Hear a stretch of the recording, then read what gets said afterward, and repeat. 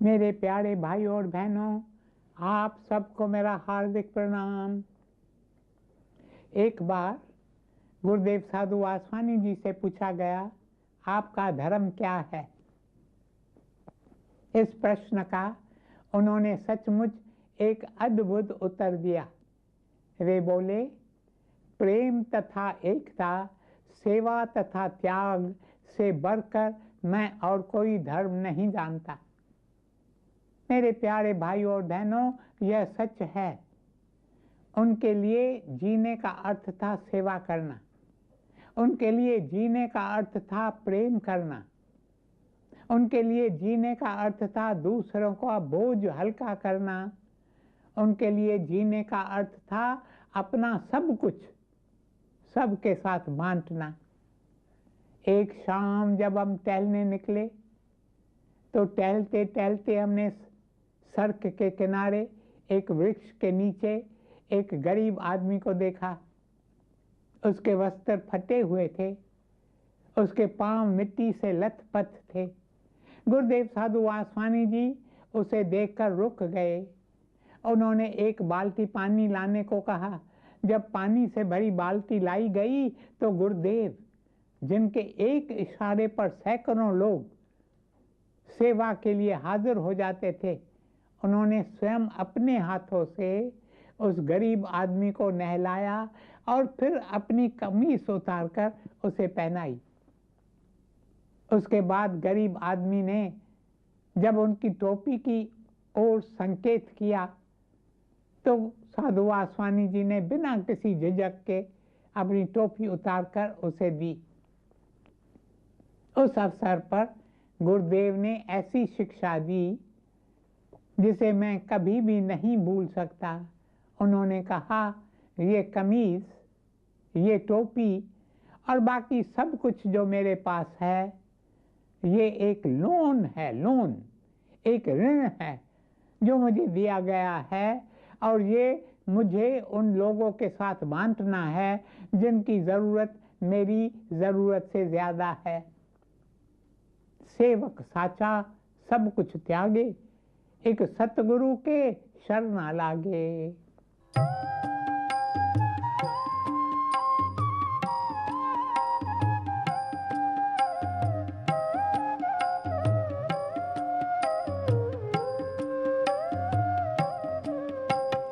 सेवक साचा सब कुछ त्यागे, एक सतगुरु की शरणा लागे। सेवक साचा सब कुछ त्यागे, एक सतगुरु की शरणा लागे।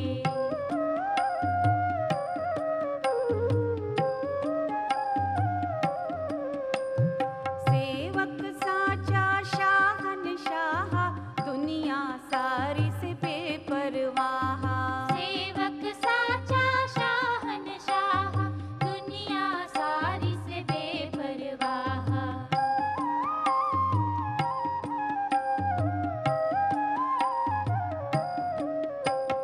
सेवक प्यासी नूर निमानी, सेवक पर सद सद कुर्बानी। सेवक प्यासी नूर निमानी, सेवक पर सद सद कुर्बानी।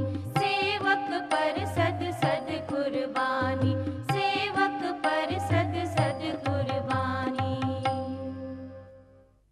मेरे प्यारे भाई और बहनों, कृपया लोन शब्द पर ध्यान दें।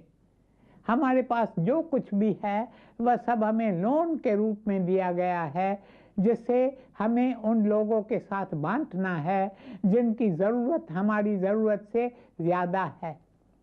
हमारा यहाँ कुछ भी नहीं है, सब कुछ हमें सदा के लिए नहीं दिया गया है, सब कुछ लोन के रूप में दिया गया है। हमारा वक्त, हमारी विभूति, हमारी विद्या, हमारा ज्ञान, हमारा अनुभव, हमारा मान सम्मान, हमारी धन संपत्ति, हमारा बैंक बैलेंस, यहाँ तक कि हमारा जीवन एक लोन ही है जिसे हम दूसरों के साथ बांटना है। इन चंद सीधे सादे शब्दों में मुझे लगता है गुरुदेव ने एक नई मानवता की, एक नए संसार की, एक सेवा और त्याग की नई सभ्यता की बीज बिखेरे हैं। मेरे प्यारे भाइयों और बहनों, जिसे हम सेवा कहते हैं, वास्तव में वह तो किराया है जो हमें इस शरीर रूपी मकान में रहने के लिए चुकाना है। इसलिए हर सुबह जब हम जागते हैं तो हमें स्वयं से पूछना चाहिए, मुझे ऐसा क्या करना चाहिए जिससे दूसरों को मदद मिल सके। What can I do to make a difference? For indeed, each one of us can and must make a difference. इस संसार में कई सारे काम हैं जो हमें करने हैं। यहाँ कई लोग भूखे हैं जिनको हमें खिलाना है। यहाँ कई लोग वस्त्रहीन हैं, उनका हमें तन ढकना है। कई वृद्ध हैं जिनकी देखभाल करनी है। बच्चे हैं जिन्हें शिक्षा देनी है। इतना सारा काम पड़ा है और हम में से एक एक व्यक्ति बड़े से लेकर छोटे तक अपना योगदान दे सकता है। तुलसी जग में आए के कर लीजिए दो काम, देने को टुकड़ा भला, लेने को हरि नाम।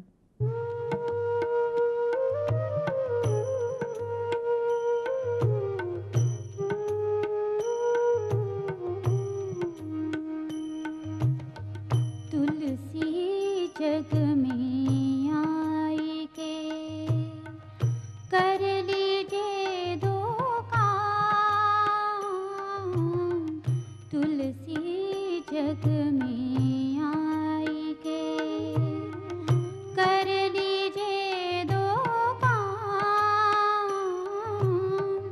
देने को टुकड़ा भला, लेने को हरि नाम, देने को टुकड़ा भला, लेने को हरि नाम।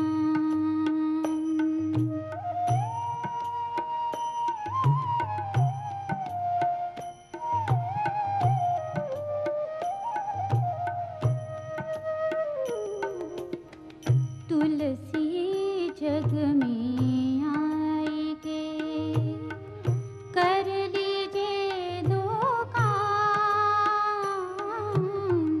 तुलसी जग में आई के कर लीजिए दो काम, देने को टुकड़ा भला, लेने को हरि नाम, देने को टुकड़ा भला, लेने को हरि नाम। मेरे प्यारे भाइयों और बहनों, कई लोग हैं जो मुझसे कहते हैं हम सेवा करने चाहते हैं पर हमारे पास धन का अभाव है, हमारे पास समय का अभाव है, हमारे पास इतनी शक्ति या ऊर्जा कहाँ है। आखिर हम लोग इतने थोड़े थोड़े से दूसरों की सेवा कैसे कर सकते हैं। जब मैं यह सुनता हूँ तो मुझे 16वीं सदी की एक कहानी याद आ जाती है। एक मुसाफिर यात्रा पर निकला, वह कई घंटे चलता रहा, बेचारा बहुत थक गया, उसे बहुत भूख लगी थी।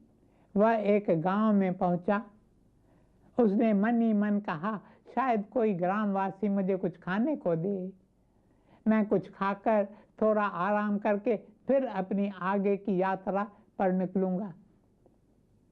इसी विचार से उसने गांव के सबसे पहली कुटिया का द्वार खटखटाया।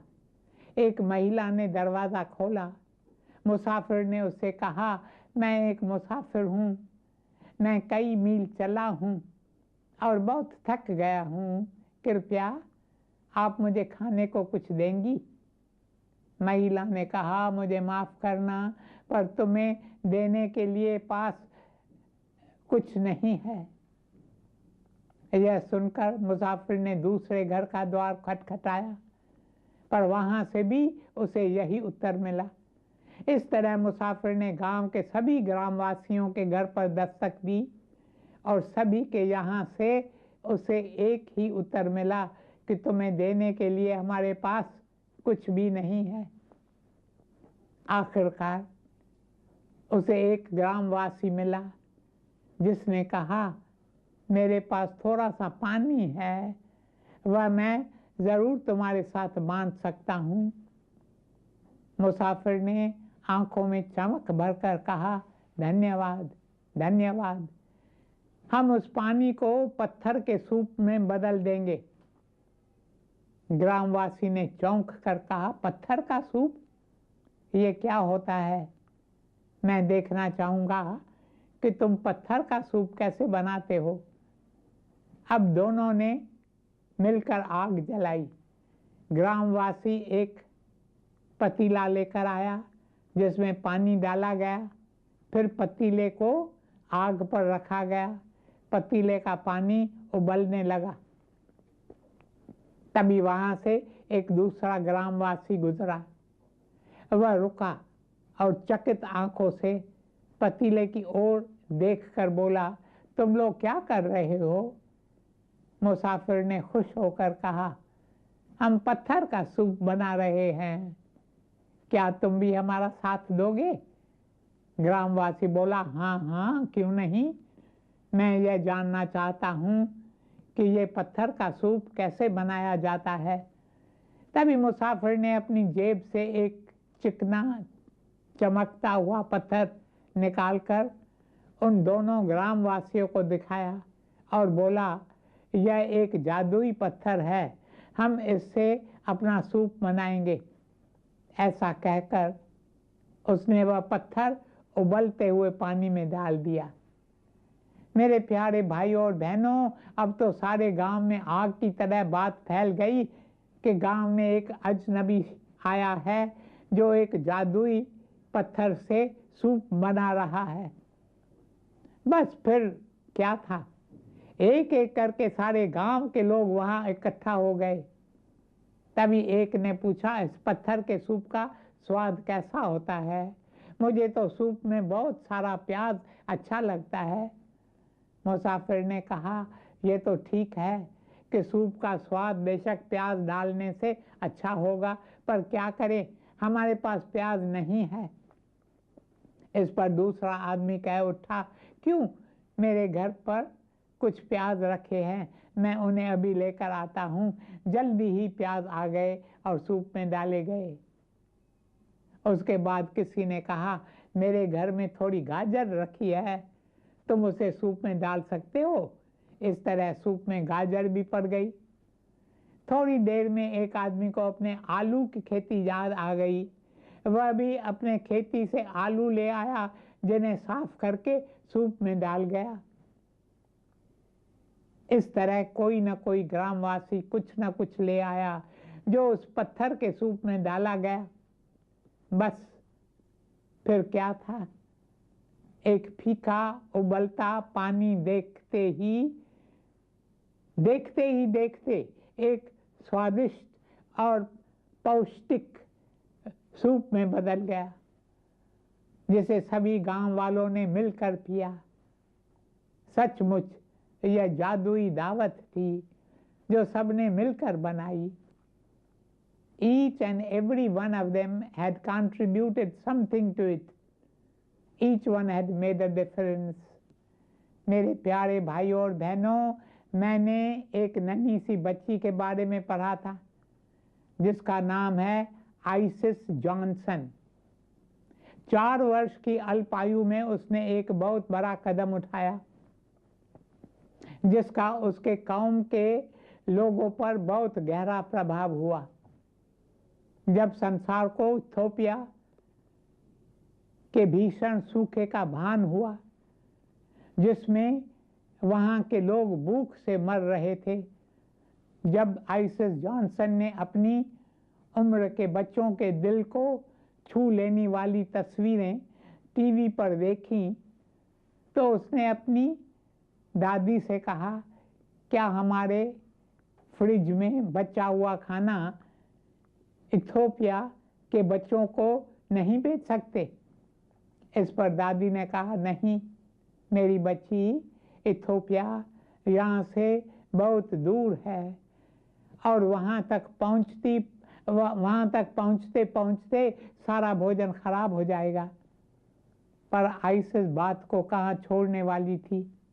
वह बोली, क्या हमारे नगर में भूखे बच्चे नहीं हैं?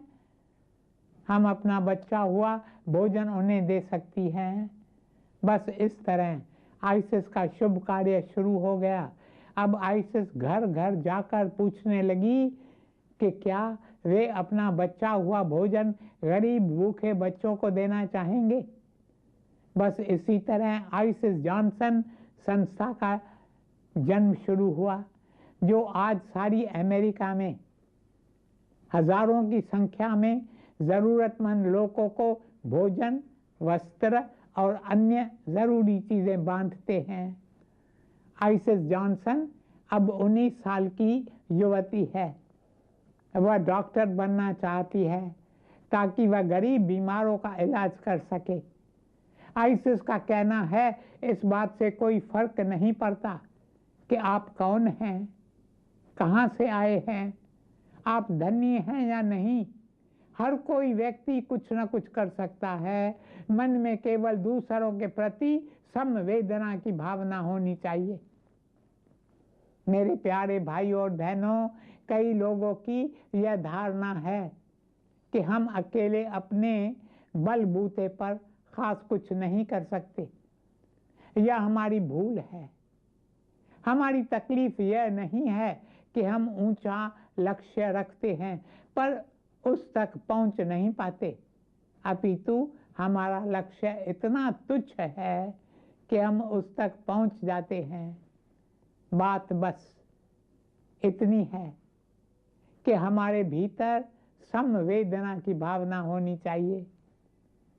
मैं मुंबई, दिल्ली, कोलकाता और चेन्नई जब जाता हूँ तो मुझे लगता है वहाँ के कई लोग संवेदना की भावना को बिल्कुल ही भूल गए हैं। उन्हें दूसरों की तकलीफ से मानो कोई लेना देना ही नहीं। उन्होंने तो जैसे यह सोच लिया है यह हमारा मामला नहीं है, it is none of our business. नहीं नहीं, यह हमारा मामला है। Mankind is our business. वेदों से हमें यह सुंदर कथन मिलता है, वासुदेव कुटुंबकम, अर्थात सारी मानव जाति एक परिवार है तथा हर इंसान मेरा अपना है और हर तरह से उनकी सहायता करना मेरा कर्तव्य है। दूसरों के जीवन का बोझ हल्का करने के लिए मैं जितनों की सहायता कर सकता हूँ करता रहूं। जितनी बार कर सकता हूँ करता रहूं। मैं अक्सर लोगों से कहता हूँ, The opposite of love is not hatred. The opposite of love is apathy. प्यार न करने का अर्थ जरूरी नहीं है नफरत करना। दूसरों के प्रति रूखापन, आसपास के लोगों की जरूरतों को अनदेखा करना भी प्यार न करने के बराबर है। मेरे प्यारे भाई और बहनों, संवेदना तो जन्म से हमारे भीतर होती है, पर जैसे जैसे हम आयु में बढ़ते हैं हम यह भावना खोने लगते हैं। बच्चे बहुत संवेदनशील होते हैं और वे इसे व्यक्त भी करते हैं। मैंने एक कहानी पढ़ी थी, शिकागो जो अमेरिका में है, वहाँ के एलिमेंट्री स्कूल में क्रिसमस के अवसर पर बच्चे श्री ईसा के जन्म पर आधारित कुछ झलकियाँ करने वाले थे। एक बच्चे को धर्मशाला के मैनेजर का रोल दिया गया। उसे एक डायलॉग करना था जो इस प्रकार था, माफ करना, इस धर्मशाला में कोई कमरा खाली नहीं है। पर बच्चे के मन में क्रिसमस की भावना इस तरह उतर गई थी, उसने पूरी सच्चाई से अपना रोल निभाया। उसने पहले कहा, माफ करना, इस धर्मशाला में कोई कमरा खाली नहीं है। पर मेरी और जोसेफ जैसे ही जाने के लिए मुड़े कि बच्चा तुरंत बोल उठा, वापस आ जाओ, वापस आ जाओ, मैं तुम्हें अपना कमरा दूंगा। शायद यही कारण है कि श्री ईशा सदा अपने शिष्यों से कहते थे, तुम बच्चों की तरह बनो, तुम बच्चों की तरह बनो। मेरे प्यारे भाइयों और बहनों, अब समय समाप्त हो रहा है, इसलिए अपनी वाणी को यहीं विराम देता हूँ। इस चर्चा को कल आगे बढ़ाएंगे। ओम शांति शांति शांति।